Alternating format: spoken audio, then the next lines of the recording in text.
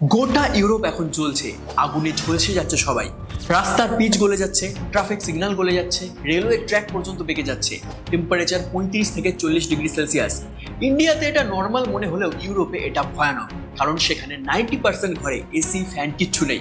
শীত প্রধান দেশ, কিন্তু এখন শপিং মলে হুড়োহুড়ি লেগে গেছে ফ্যান এসি কেনার জন্য। শীতকালে যেমন বরফ পড়ে, তেমনি আবার গ্রীষ্মে বসন্তের মতন আবহাওয়া থাকে ইউরোপের বিভিন্ন দেশে। মনোরম পরিবেশের জন্য বিখ্যাত ইউরোপ। এত গরম যখন পড়ে তখন কেউ ঘরে থাকে না, রাস্তায় চলে আসে, জলেতে ডুবে থাকে। রেড অ্যালার্ট জারি হয়েছে, সমস্ত স্কুল বন্ধ, বহু অফিস বন্ধ। রেকর্ড ব্রেকিং গরম পড়েছে এই বছর। 21শে জুন থেকে এখনো পর্যন্ত ইউরোপের বিভিন্ন দেশ মিলিয়ে তাপপ্রবাহে মৃত্যু হয়েছে প্রায় 1300 মানুষের। ক্লাইমেট চেঞ্জের জন্য গোটা পৃথিবী গরম হচ্ছে, আর ইউরোপে এটা হচ্ছে ওমেগা ব্লকের জন্য। এটা তখন তৈরি হয় যখন সেন্টারে হাই প্রেশার একটা অঞ্চল দুই পাশে দুটো নিম্নচাপ অঞ্চলের মধ্যে স্যান্ডউইচের মতন আটকে থাকে।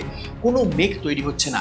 এই প্যাটার্নটা বায়ুমণ্ডলে একটা ট্রাফিক জ্যামের মতন কাজ করে, ফলে সেই অঞ্চলের আবহাওয়া, বৃষ্টিপাত বা তাপমাত্রা দীর্ঘ সময়ের জন্য একই রকম থেকে যায়।